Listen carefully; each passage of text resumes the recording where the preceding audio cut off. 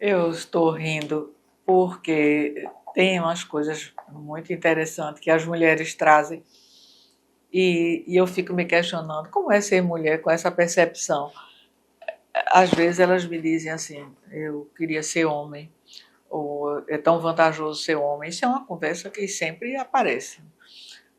Mas elas não querem ser homem, eu acredito, no sentido amplo da palavra. O que elas querem é a comodidade e as facilidades que a nossa cultura coloca para os homens.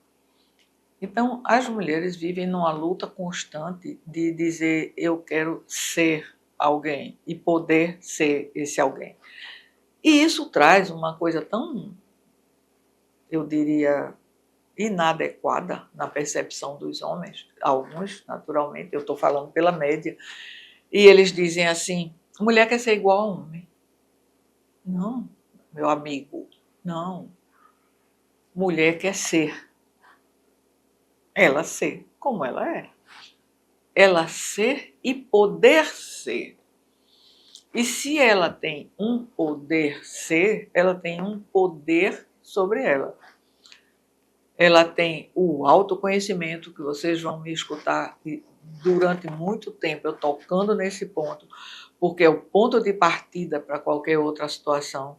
Mesmo tudo que aprendemos, tudo que vivemos, tudo que observamos, tudo que nos foi incutido, eu preciso ter um filtro, uma avaliação hoje e dizer: é isso que eu quero para mim?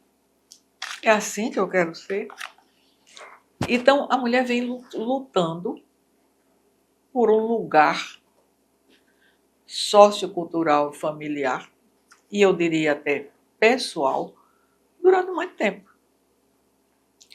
E felizmente muitas mulheres começaram já há alguns anos a se posicionar, foram criticadas naturalmente, outras foram até sacrificadas na vida, né, com a vida, com a própria vida, ou foram escanteadas da família, da sociedade, mas elas conseguiram dizer, vamos fazer diferente, não pode ser desse jeito. E eu trouxe até alguns nomes de mulheres incríveis que revolucionaram, né, todo um processo histórico do Brasil, principalmente. Algumas mundialmente, eu não trouxe de modo geral, mas eu trouxe as nossas. E tem as contemporâneas. Nós temos pessoas incríveis, mulheres incríveis em todas as áreas de trabalho. Essas que se conhecem, que procuraram se perceber e dizer: eu sei ser a mulher que eu sou. Porque as outras ainda estão com medo de ser. E como elas têm medo de ser, elas não crescem, elas não avançam. A permissão delas é pequena ou quase nenhuma. E se eu ganhar mais dinheiro, como é que fica? E se eu viajar, com quem fica tal pessoa? E agora que eu tenho o compromisso de cuidar dos meus pais idosos? Você tem o compromisso de cuidar dos seus pais idosos, mas não no sentido operacional em si. Você pode recorrer a alguém da família, você pode contratar uma pessoa, você pode exercer uma função sem ser você no operacional. Então, eu passei num concurso em outro estado, mas eu não vou porque eu tenho uma mãe idosa. Eu passei num concurso no outro estado, mas fica como que o trabalho do meu marido não transfere ele. Então, você não se permite. Quando você não tem permissão, você também não cresce. E o que eu estou colocando é ser. Se você não é, você não consegue as outras coisas. E o que é ser é se conhecer. O se conhecer traz um poder. E não é para brigar com os outros, gente. Não é para debater com os homens. Não é para dizer eu gostaria de ser homem. Não é para o homem depois dizer assim, agora você está se achando. Você está tão diferente. Por que você está fazendo tal coisa? Quando o autoconhecimento chega, ela fica diferente mesmo, porque aquela pessoa que estava vivendo até então era a pessoa que os outros fizeram que ela fosse. Era como ela queria, como todos queriam que ela vivesse. E no momento que ela se resgata, ela vai fazer diferente. Não quer dizer que ela está contra os outros, ela está a favor dela. E eu penso o seguinte, depois da Primeira Guerra, né, que as mulheres precisaram assumir lugares que eram dos homens oficialmente, em termos de trabalho, as indústrias principalmente, ficar com a prole, tomar conta de tudo, porque eles foram para a guerra, elas começaram a dizer, dá para fazer, a gente sabe fazer isso. E fizeram até, muitas vezes, muito melhor. Porque a mulher tem uma característica mais qualitativa, tem um olhar mais crítico para as situações. E elas fizeram melhor. E quando eles retornaram, ficaram surpresos. Primeiro, como você sobreviveu. Segundo, como você deu conta. E aí elas foram entendendo e evoluindo. E nós precisamos ser gratíssimas a essas mulheres que abriram caminho. Porque foi por elas e através delas que hoje nós estamos podendo chegar aqui e dizer o que é ser mulher. Como é que você quer ser mulher? E eu ter coragem de falar sobre isso. Eu ter coragem de falar sobre a sexualidade da mulher. E eu ter coragem de dizer, não tem idade para você ser você e você ser um ser sexual vibrante. Você ser um ser sexual prazeroso. E você ter uma qualidade de vida que você escolheu ter. E as pessoas dizem assim, você fala sobre isso? Você fala dessas coisas? Eu não falo dessas coisas, eu falo da vida. E eu falo de uma vida qualitativa. E essa mulher que eu quero, eu digo quero porque esse ano é meu propósito, segurar na mão. E todas que já seguraram, elas sabem que a gente consegue. Mas vamos voltar para o ponto que eu queria trazer para vocês, que a grande descoberta da capacidade das mulheres foi um negócio incrível. Porque elas começaram a se identificar com a questão de organização, com essa questão de qualidade de resultados, e foram se aperfeiçoando. Então eu trouxe alguns nomes para que vocês quiserem depois pesquisar mais e tal, mas para vocês entenderem que mulheres incríveis que fizeram o nosso país acontecer. Existe uma jovem, existiu, né? Uma jovem guerreira chamada Dandara. Ela foi uma pessoa incrível. Ela foi a que começou a se levantar, né, se revoltar contra a escravidão. Ela era escrava e ela formou o Quilombo dos Palmares junto com o Zumbi, que eles eram um casal. Isso já em 1694.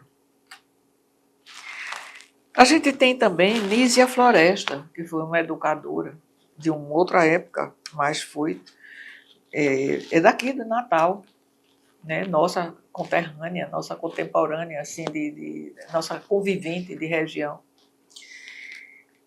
E ela se levantou contra a injustiça e contra as diferenças na educação. Isso em 1810. Nós tivemos Anita Garibaldi, que foi uma guerreira que lutou, que estruturou tanta coisa no sul do país, em 1821.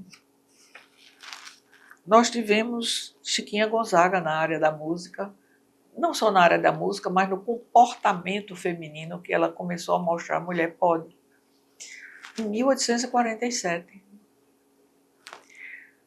Nós tivemos Maria Quitéria, que fingiu ser homem para entrar nas lutas armadas e depois foi descoberto e foi quem deu o primeiro passo para a mulher começar a ser militar. 1792. Chica da Silva, que foi aquela escrava que se pronunciou e se destacou. Nós temos a Catarina Paraguaçu, que ela trabalhou junto com Caramuru e conseguiu construir a cidade que hoje é Salvador. Ana Pimentel, né, que foi assim uma pessoa que introduziu a cana-de-açúcar, a cultura, o cultivo do café, em 1500.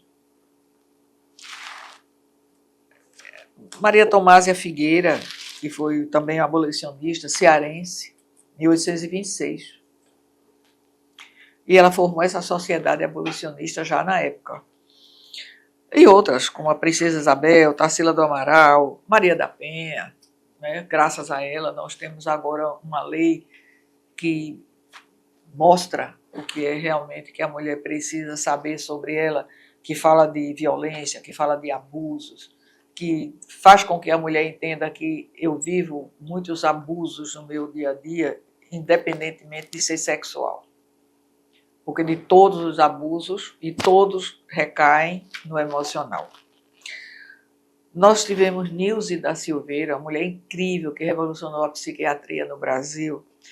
Foi quem abriu a questão manicomial, mudou completamente a estrutura de tratamento. E tivemos, deixa eu colocar também assim, em outras áreas, como a Maria Esther Bueno, a Cecília Meireles, a Carolina de Jesus, Clarice Lispector, Ruth Rocha, Cora Coralina, Lígia Fagundes Teles, na música, nos esportes, nas letras, na saúde, etc. Vejo que as mulheres começaram muito cedo a olhar para a cultura e dizer, vamos fazer diferente. Tiveram a coragem e tiveram autorização interna e permissão para fazer algo diferente. E nós somos gratíssimas a elas, porque elas abriram caminhos. Se hoje nós temos dificuldade nessa contemporaneidade, com tanta coisa, com tanta mídia, com tanto estudo, com tanto curso, com tanto especialista, imagine o que foi para elas abrir essas frentes de luta, essas frentes de trabalho, essas pesquisas diferenciadas, se posicionarem e fazer acontecer. E lutar e dizer, é isso. E eu me posiciono porque eu sei o que eu estou dizendo. Então, por que é que nós ficamos com medo? Nós temos um histórico de mulheres incríveis, e nós ficamos olhando para um histórico de pessoas que não fizeram, por N motivos. Principalmente pelo medo, que o medo incapacita para todas as coisas. Então hoje você diz, como é ser mulher? E vocês vão ver um vídeo que eu coloquei, como é ser mulher na contemporaneidade. Então assim, e aí?